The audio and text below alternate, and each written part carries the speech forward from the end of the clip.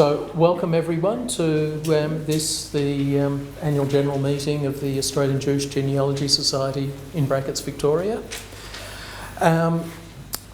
We have a few apologies. Ian Samuel, who's unwell and is not standing for the committee. Alan Janke, who's has a clashing function. Bernie, who's in surfers. And Aaron. And Aaron. Okay. Aaron is unwell. Sorry? He's unwell. Okay, well in that case it's a good thing he's not here. Okay, any other apologies that anyone knows of? No? Natalie Miller and Henry apologise. Yeah. So, welcome to all our members and guests, especially Anita, who's the widow of Lionel, whose memorial speech. Oh, and his grandson, and also my mother-in-law Sonia, who's the widow of our past president Les Obermann. Okay, so the next item of business is to accept the minutes of last year's annual general meeting. It was circulated electronically earlier, and I think there's a printed out copy there together with... Not on the last year's AGM, no. Oh, okay. No, but there is... it has been circulated electronically. So do we have anyone moving to accept the minutes? Yes, we have one down the back. Diane, and seconded by Rini. And those in favour? No, yeah. Those against? Yeah. No one being difficult? Oh well. Sorry? Ian's not here. Ian's not here, no. Okay, I'm meant to announce... the annual report for the year ending the 30th of June has been posted on the website. And there are a small number of printed copies up the front. Treasurer's report, Rini. Is this up in here? No? Want to come up? We've had a very successful year this year, with a surplus nearly $3,000. Our bank balance at the end of the year was $14,700. That's mainly due to the generous donations of members and friends that support us. It's amazing to know that our friends appreciate the work our committee does. This is the first year that we have provided the facility online to pay your membership and donations via the Square payment system. It has been well received and utilised by our members. I welcome our 18 new members to our society. Thanks. Okay, short and sharp. Okay, so now we come to the main business of the AGM, the elections for the Committee of Management.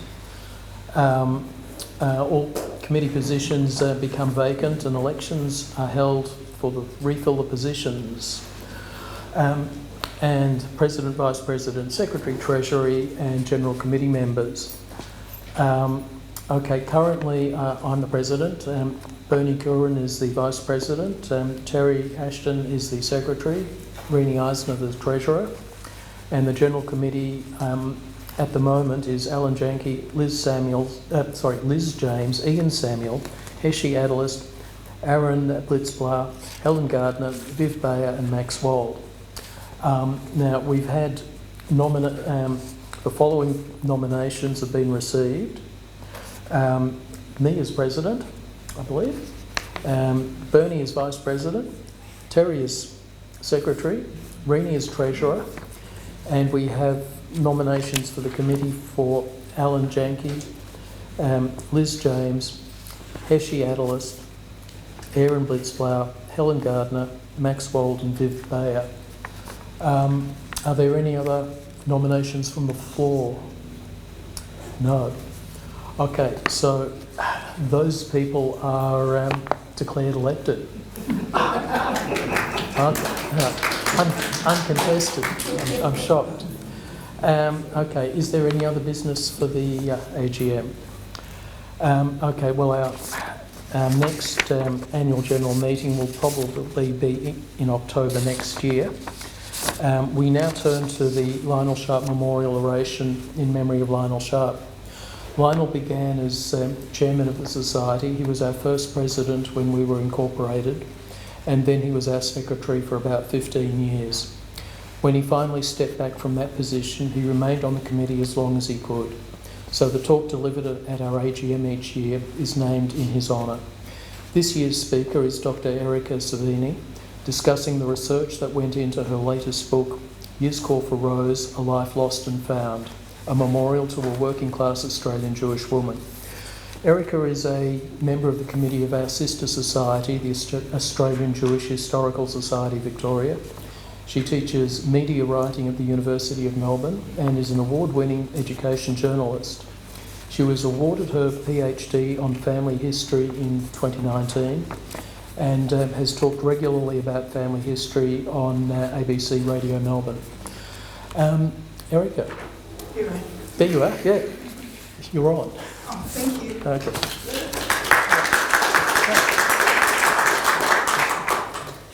Thank you for having me. I might sit because I've got a PowerPoint, so it'll be easier to play with the computer if I sit. So today, what I want to do is give you an idea of the research that went into researching my family history. And there's been quite a bit of research, as you would understand, because I know that all of you are doing family history as well. So there's a lot of details in the book about the Jacobs and Perlman families that I'm descended from. But because there is so much detail, what I actually want to do is just take one aspect of the family history and show you the type of research that I've done to put it together. And this kind of research tells the story of a Jewish family living on the edge of the CBD in Melbourne. So some of the research that I'm going to talk about today is actually new because I'm currently writing a paper about it. So I've called this talk The Life of a House, 45 Mackenzie Street.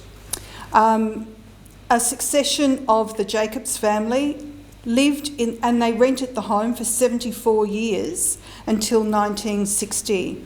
The house was actually demolished in 1961 to make way for the Victorian Police Association building, which is a nondescript. So Mackenzie Street is now full of multi-storey apartments, and a little later I'll be showing you some photographs of the actual house, 45 Mackenzie Street. So this quote, I think, is really important in talking about the life of a house and the people who live in it. It's from one of my favourite authors, British author Hermione Lee, and she heads the Oxford Life Writing Centre at Oxford University. She's an award-winning biographer, and in this quote, she encapsulates the connection between individuals and their home and how this tells stories, and for the purposes of this talk today, family history. So I think thinking about a house is a great way of, it's a really good starting point in genealogical research. Also, I think it highlights the emotional connections to home as well.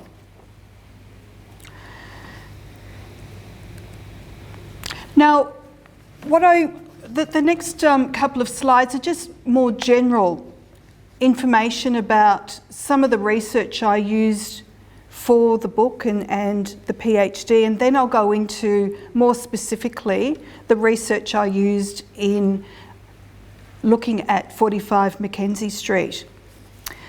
So I kind of use this term bricolage, which it's a French term, coined by Claude Levi-Strauss, and it signifies a person who collects fragments from desperate sources. So those of you who are right into your family history, you'll know that it's not just one area that you go to collect a whole lot of information. It can come from all over the place, and that's basically what I had to do when I was still doing research into family history, looking at all different types of sources, such as, there's the basic stuff like the birth, marriage, death certificates, photographs, and I have to say that my family were absolutely fantastic in going through boxes to find photographs and documents that I could collect, and I'll show you some of those today. Maps, I think, are really important, and I'll show you some of the maps that I've used.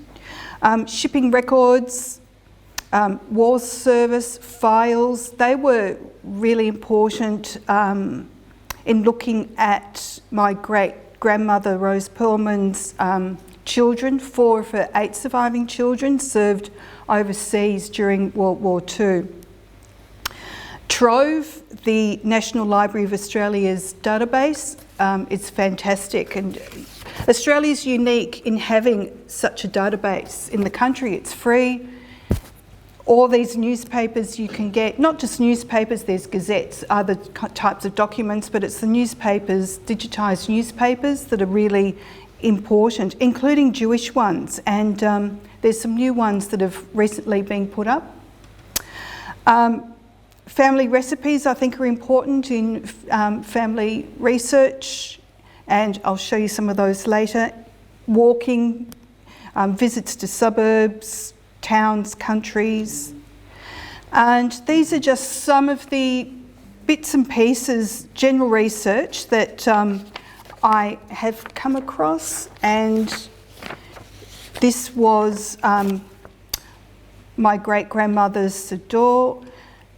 And I think one of the things I was doing as I was collecting materials was to ask questions and keep those questions going right throughout the research. So when I was looking at her Sador, she listed births, deaths, marriages in it, and then her daughter, Faye Green, and Rhonda's here today, Faye's daughter.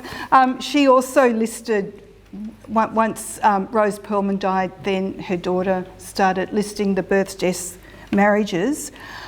But one of the questions I had was, the handwriting's really quite beautiful, but where did Rose Perlman learn to write? And that was a question that I had in my mind as I was looking at this research, because her parents, like a lot of people, were illiterate.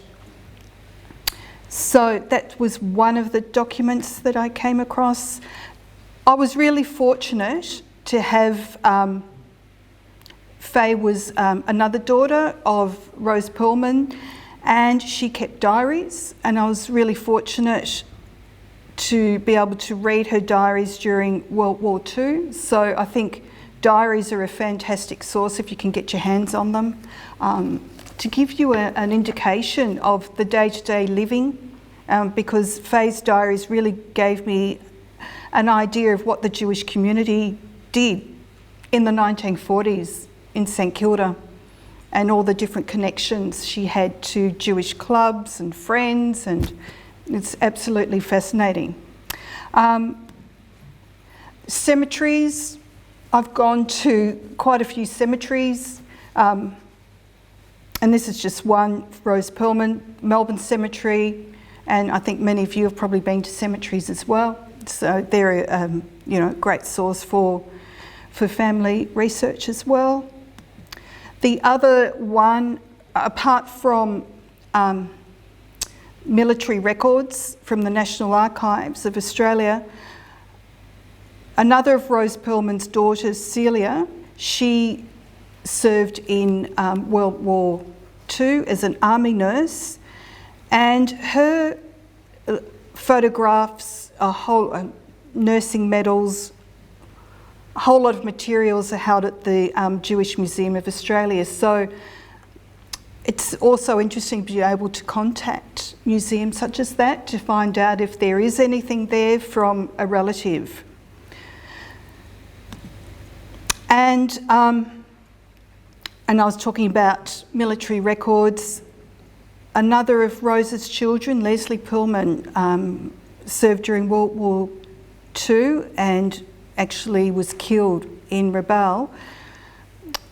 And there's a photograph from his service record and some other photographs that I found. But apart from that, there is a group called the Rabaul and Montevideo organisation, which looks into the history of what happened to soldiers during World War II in that period. And so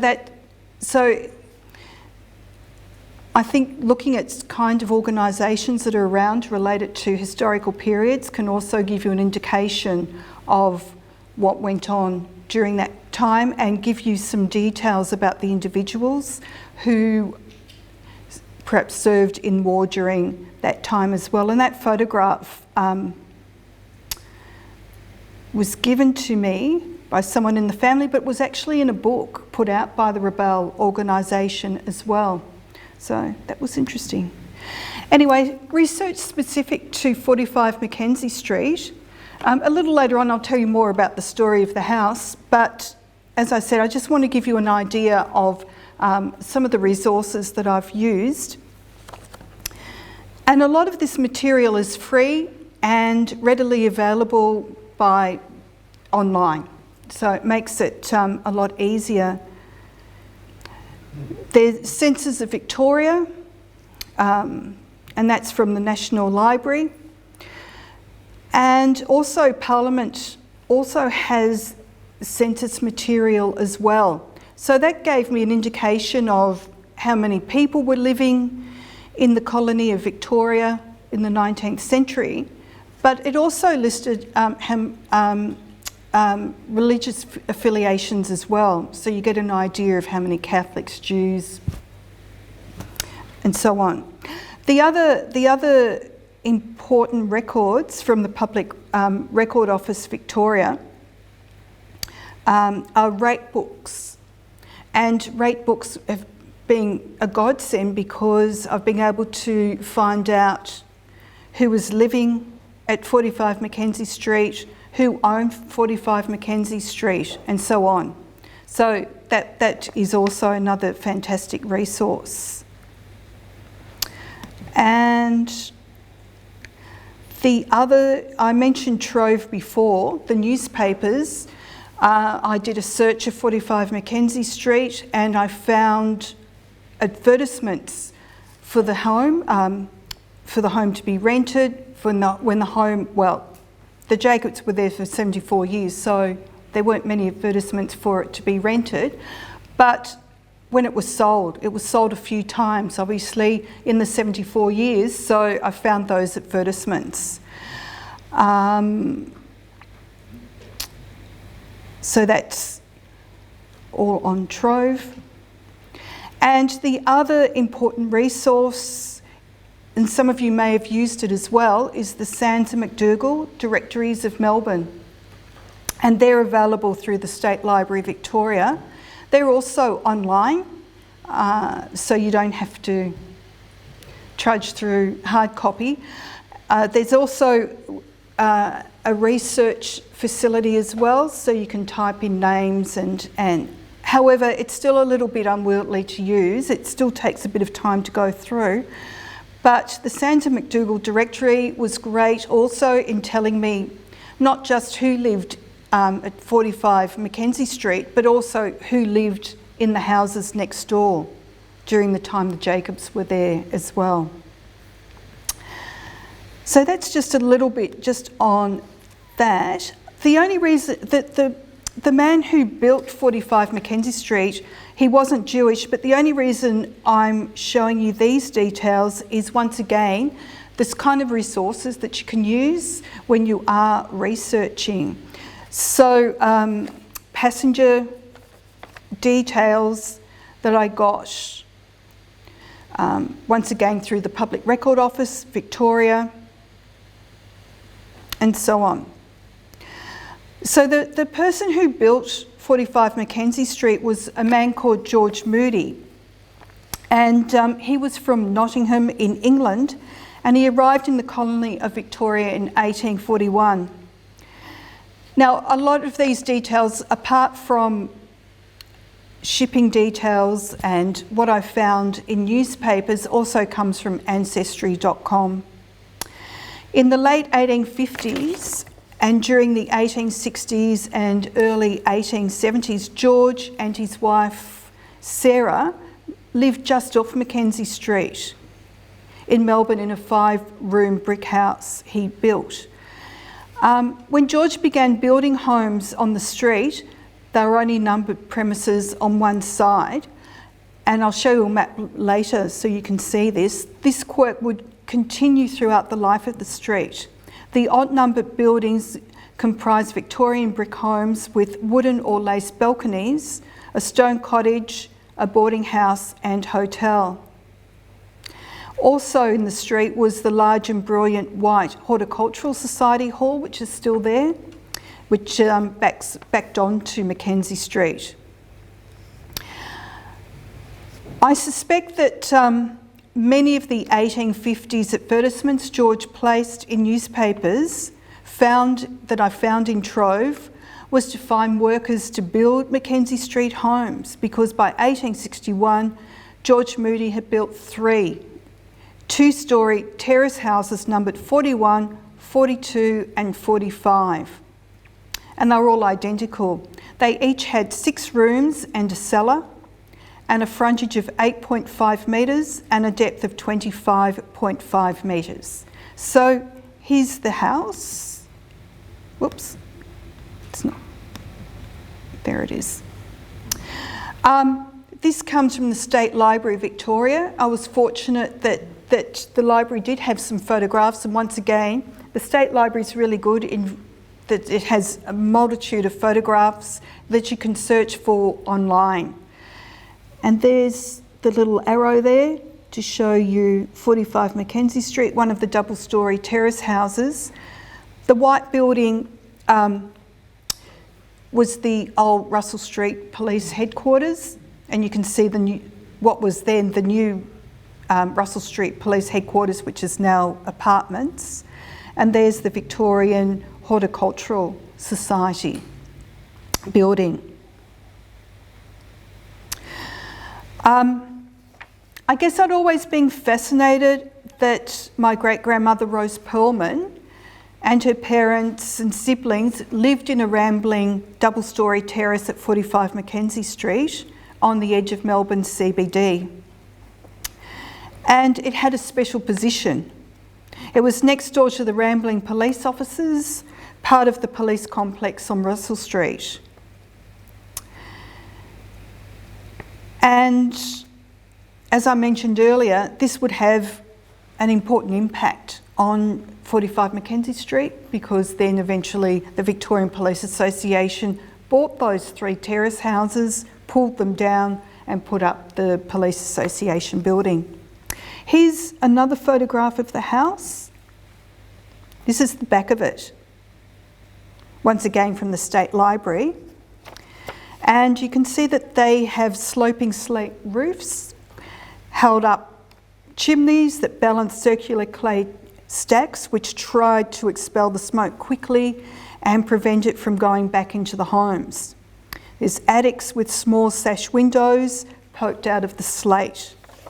The backyards only had a room for a clothesline, maybe a table, chairs.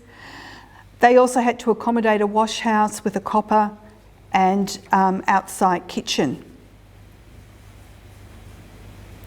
It's actually quite fun looking at these old photographs and working out what is there now and how the streetscape looks now, because walking up Mackenzie Street now is just another world with multi-storey apartment blocks. Absolutely, it's just so different. Anyway, here's Mackenzie Street, and it gives you an idea why the Jacobs may have decided to live there. It was close to East Melbourne Shul, and they were members of the East Melbourne Shul. Rose Perlman married at East Melbourne Shul as well. It was close to the Victoria Market.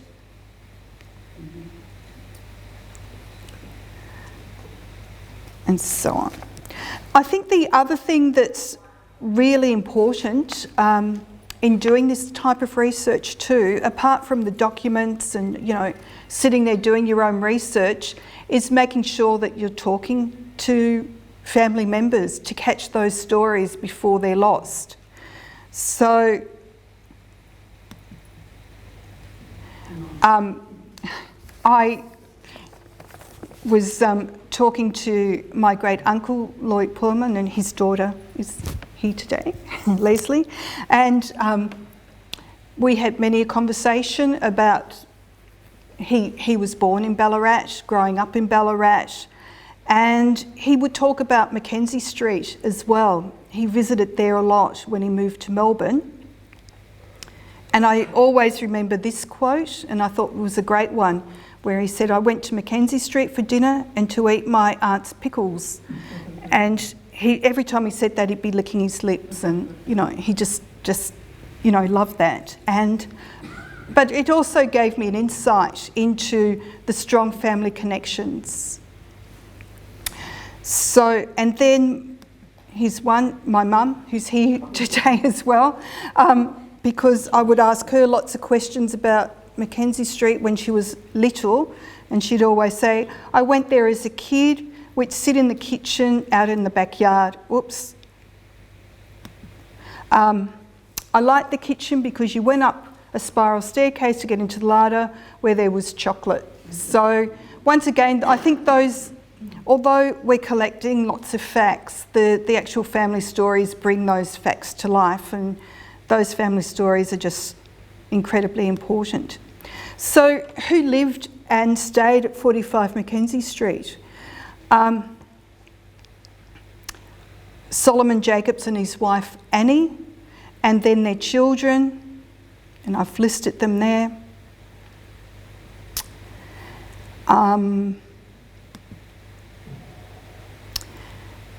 Then Cyril Perlman, before he went to war, he was studying primary education, and he stayed at 45 Mackenzie Street. And Lloyd used to tell me he would stay there a bit after he arrived in Melbourne from Ballarat. So, and I'm sure there were other people who would stay there from time to time, but I don't know who they are. I'm just assuming that they must have. So I'll just show you a little bit about some of the individuals, some of the documents that I found about the individuals who stayed in 45 Mackenzie Street. And the first document, and this was Solomon Jacobs' naturalisation document. And I found this through the National Archives of Australia. Once again, I think it's an absolutely invaluable source when you are doing family history or any type of research, but for us it's just fantastic. And I found naturalisation documents also for my great-grandfather, Hyman Perlman, and his son Baron Perlman, who married Rose, their naturalisation documents. But the details are so important because from this I found out when Solomon actually arrived in Melbourne, which ship he was on. It looks like he had no English, but he was signing his name with an X and so on. But there's a wealth of information. There's about, I think it's about 4 pages related to that naturalisation document. So an absolute wealth of information. The other thing that I found through the Public Record Office, Victoria, and a lot of these are online. The earlier wills probate was his Solomon's will, and you know, there were interesting details in there that lead you onto a path looking at other family members, and didn't have much money anyway, but it was just a interesting read. And then apart from the public documents, and this is why the family was so important, finding stuff for me, I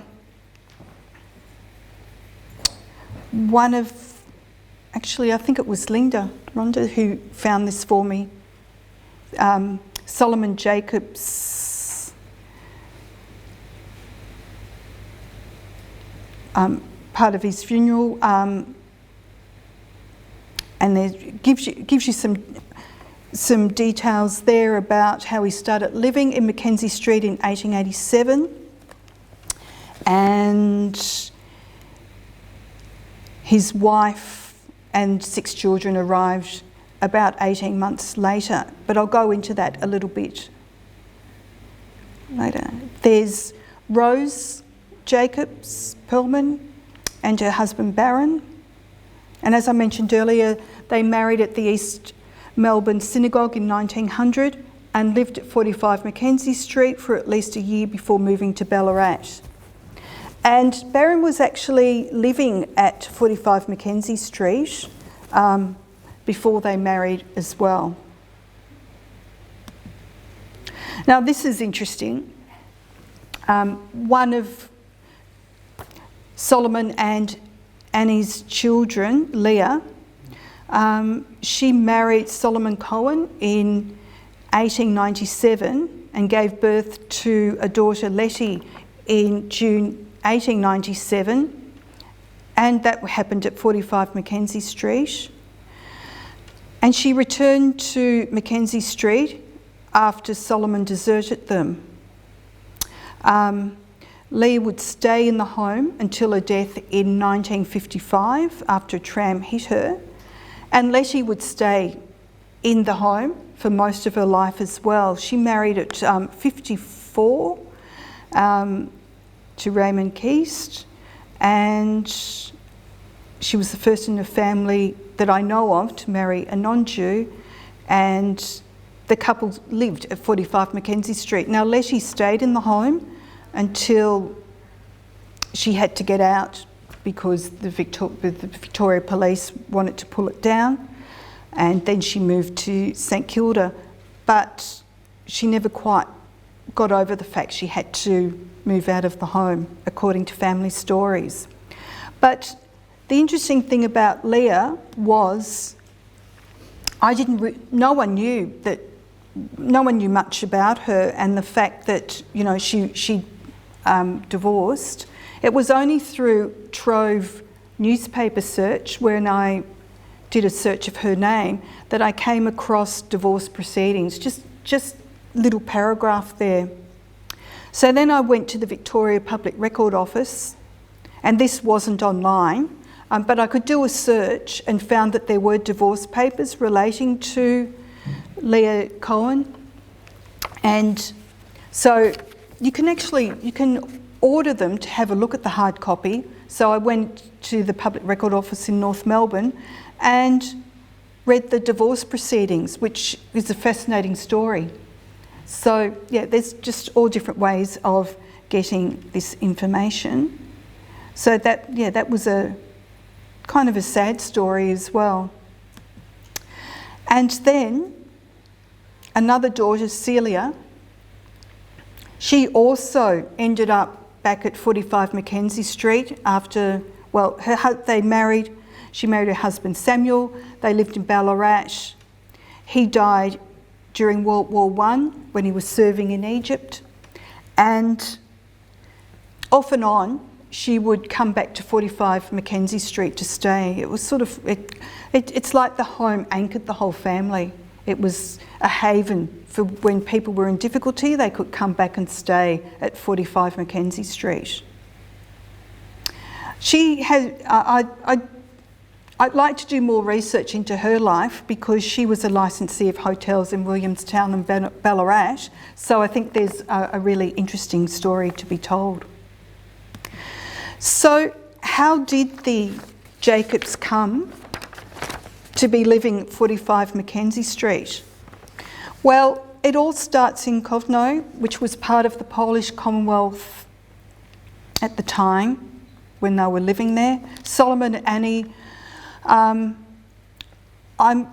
got their birth dates, but I'm not exactly sure whether they married there or whether they married in England, because they actually fled to England, like thousands of other Jews who left Lithuania, Russia and Poland to escape persecution and poverty from the second half of the 19th century and the beginning of the 20th century. Many Jews, including Solomon and Annie, ended up in London's crowded Spitalfields and settled in the tiny houses and cramped and damp tenements in the East End. And maps indicate that the area the Jacobs lived in was inhabited almost exclusively by Jews. The Jacobs' 6 children were all born in the Spitalfields. Rose, the second oldest of Annie and Solomon's children, and as I've said, my great-grandmother, was born on the 1st of May 1875 at home at 2 Samuel Street, south of Commercial Road in the Spitalfields. A few years later, the family moved to 5 Fashion Court in the heart of the Spitalfields, where Solomon worked as a boot finisher. Fashion Court is just a small curl of a lane which ran off Fashion Street. Fashion Street is still there, still exists today in London, and which was lined with tiny neighbourhood synagogues and sweatshops in houses. Of course, they've all disappeared now, but the court still exists in maps, and that's why maps, I think, are so important. This is from British cartographer Edward Weller's map of the East End, and Fashion Court was near Brick Lane, once known as Little Jerusalem, and it was the end of Fashion Street. The other thing that I looked at, just to give me, although I visited Fashion Street to get an idea of where the Jacobs lived, just to get a sense of what it may have looked like during that time, although these photographs just a little bit later come from the Jewish Museum of London. So that's also a really good source if you're looking at anything in London at that time. The only thing, when I was there in 2017, it was a physical building. It's now all online because apparently they're looking for more permanent home for their collection. But it's really good to go online and have a look to see just what's there. So how did I find out that the Jacobs actually lived at 5 Fashion Court? Fortunately, census material is available. And I was lucky that the 1881 England census included Fashion Court, and there's the Jacobs family there, which once again gives you information about who lived in the home, occupation of individuals. So the census material has been absolutely vital for the research that I have done. And the other source that I think is really important, and I know a lot of you use this as well, Jewish Gen. Jewish Gen. And when I was playing around on the website, I discovered that there were records for the Jewish Free School in the Spitalfields. So I did a bit of a search and then discovered that Rose and some of her siblings actually attended the school, and that answered my question that I'd asked earlier today, was how did Rose actually learn to write so beautifully, be able to read and so on? That's because she went to the Jews' Free School. And there's her record there. And that was just an incredible find, to know that she'd gone to the school, which still exists, but not in the Spitalfields any longer. Pardon? Not in the East End. It's, no. I think it's in Kenton or... Yeah, it's further out, yeah, north. It's had a few different moves along the way. Excuse me, could I ask a question? In that Jewish school in East End of London, did they teach English or did they teach Yiddish? What did they teach? English. In fact, one of the principals of the school, when Rose was there, he actually didn't want the children to speak Yiddish. He wanted the children to assimilate. He wasn't keen on them speaking Yiddish in the school. British ladies and gentlemen. Exactly. Yeah. And there's actually a book about the Jews Free School, and there's a big section in there about how the children were to speak English at school.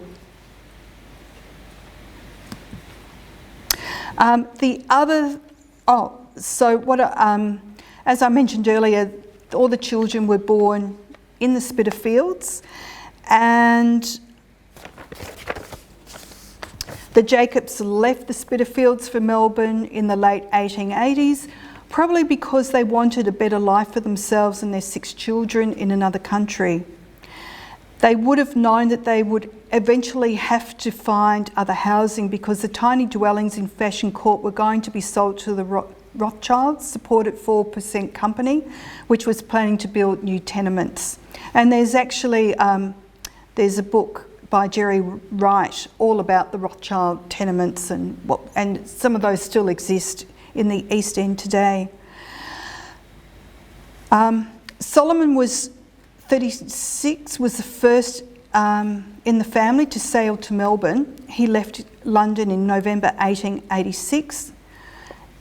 And once again, shipping records from the Public Record Office of Victoria have been vital in finding this information. These are the shipping records for Annie and her children. Just list it down the bottom there.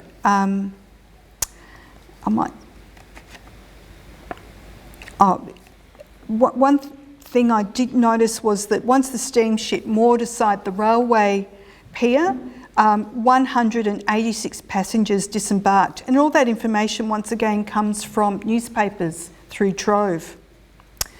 And they headed straight to 45 Mackenzie Street, because Solomon had started renting the home in 1887. I don't know exactly why they came to Melbourne. It may have been that they knew some people in Melbourne, because Chiang migration features in the lives of many people who've settled in Australia, and my paternal great-grandparents, the Perlmans, migrated to Melbourne from Russia, Minsk, because of the pogroms, and because another Jew, Moses Aaron Rapkin, an importer, encouraged them to do so with promises he would give them work. Curiously, from looking at rates notices and so on, there was a Samuel Jacobs who lived at 1 Mackenzie Street, and he was boarding with another Jewish family, the Holtz family. I don't know who Samuel Jacobs was. I don't know if it was Solomon Jacobs' brother or a cousin, or perhaps it's just a coincidence they had the same surname. You come up with these things and then you just don't know. And we're almost finished. I think one of the at that time in the late 1880s, 1890s, turn of the century, there was, it was small, but a strong Jewish community around the edge of the CBD. And through Trove, I was kind of able to work out where the family may have shopped.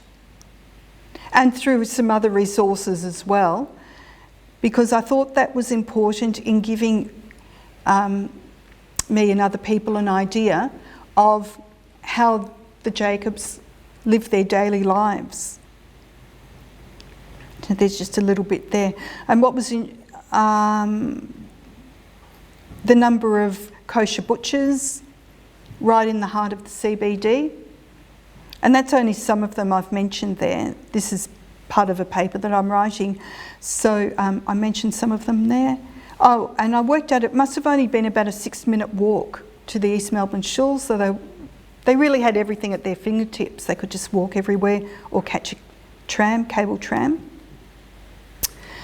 And this is why I think recipes can also be important in looking at family history as well. I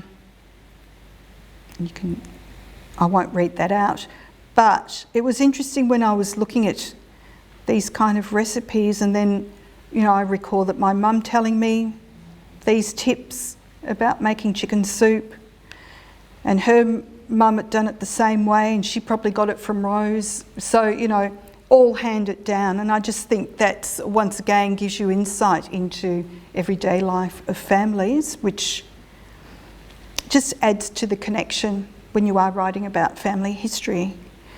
And there's just one more.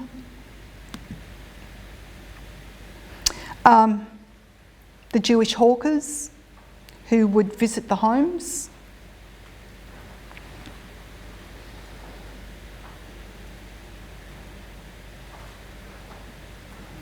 And once again, you know, a lot of this information comes from many different sources, newspapers, family stories, and putting them all together.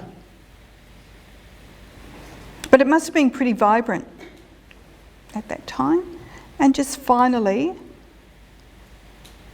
just really coming back to that second slide that I showed you earlier about the life of a home and the people, and really the home is the people.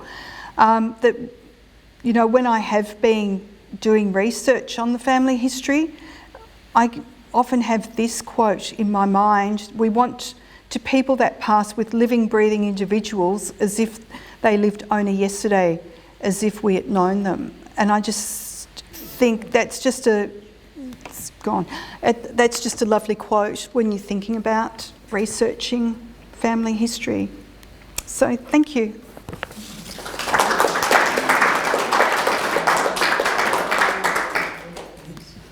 Any questions? Just one.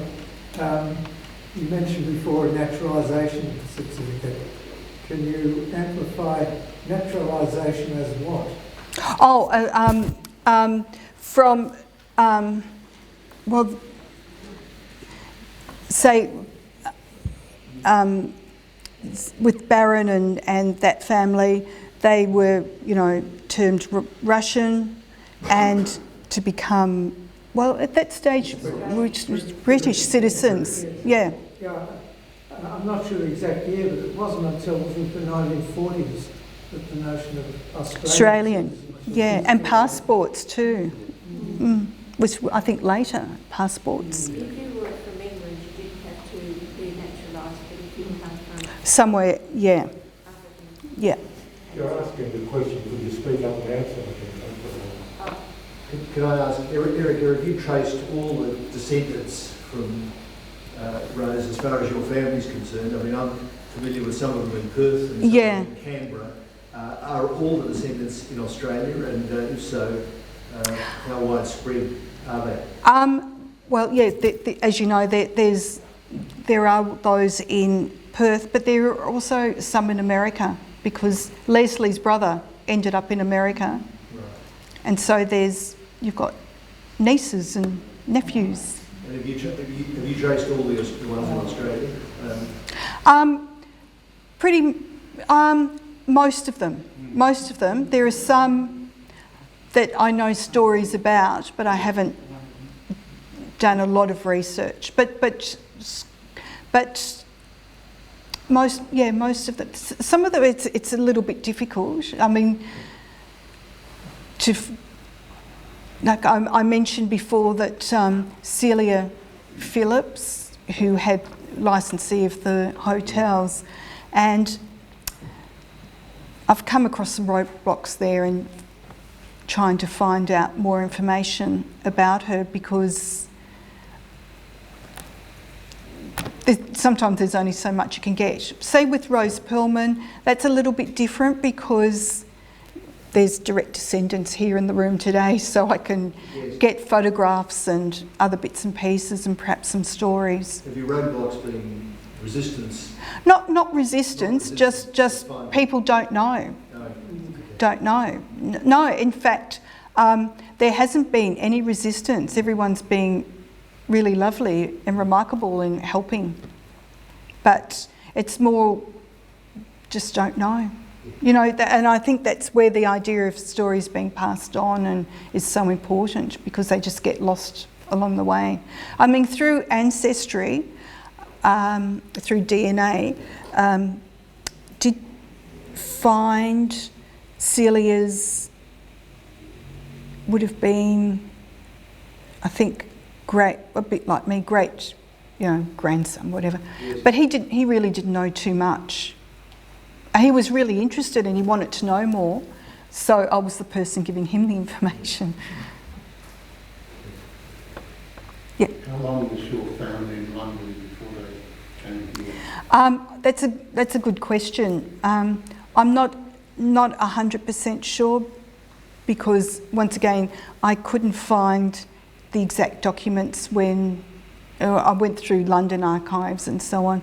But I suspect it was probably it may have been around 15 years, and I know that from, probably around about 15 years. Did you find records for them in Lithuania? I couldn't find it, no. I think because I don't know, look, their last name was Jacobs, but who knows what, that was Jacobs in England, but who knows what it was beforehand. It's a patronymic, it could have been anything. Anything. Or they didn't have one, So you have to know what part, roughly, if you've got certificates that you can work out the part, and that is not always easy to find. Yeah, that's right. Any more questions? Yeah. Terry. I just wanted to know, what's the title for that text by the two Anns?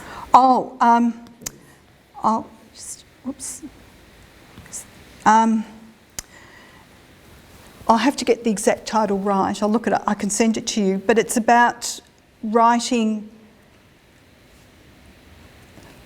something about writing history in a creative way. Oh, how to write history. Oh, anyway, David's looking it up for me. It's escaped me, but it's a really good book. Any more questions? Okay, so thank you, Erica. Now, the book that Erica wrote is called Yizkor for Rose, and why I think it's so valuable for Australian Jewish people is when we were doing with Helen the DOJR, listing all the books in our library, how to write history to people. 98% were about people who had been in the Holocaust, which is very important. But we found very few books on ordinary Australian people who came here from the beginning right up to 1900. So this book, Erica is really talking about her ancestor, a female ancestor. Now we have books on the Smorgans, the Gutnicks, the Lowies, the Monash, John Monash. We've got books about men. We don't have books about the woman at home or the woman. We've got Fanny Reading, and we've got Juliet Lassalle and a few women lawyers, but we really don't have anything from going back into the 1800s about Jewish women. I mean, Erica was saying they lived close to the shul. She talked about the butchers and the plucking of the feathers. So this was how Jewish people lived in Melbourne, and we really very scarce people writing. Oh, it's not interesting, they say, you know, unless. And I mean, of course, the Holocaust was very important. But if you look at the books that we listed, you wouldn't know that there were any Jews before World War II. So in the book, Erica covers the family tree, the list of people, the glossary, and the introduction to the pearl dress. One chapter is on travelling, another two is waiting. There's notes, bibliography and acknowledgements, and a glossary of the terms that the people are listed. So it's really a really good summary of, as you said, a female, but you know, I mean, no accolades or, I mean, I've seen we've got the furniture people, what do you call it? It's Ron's auntie. What's their names? Berkowitz Furniture. So the wife did her story, but you know, she was living in Toorak, and she had it was a really a glamorous life. But here we actually see a Jewish person, and I'd like to say that I met Leslie's parents, and my connection was with Toorak Shul, so they'd moved across from East Melbourne to Toorak. So thank you so much for... Oh, thank you for inviting me. And actually going through what we all have to do when we write our story, all of those sources, you've got to trawl them, you've got to go through them, and they give you the meat on the bones of the people. I mean, the diary gives you the comment of the fun things, but the document gives you whole. Yeah. So thank you very much. No, thank you.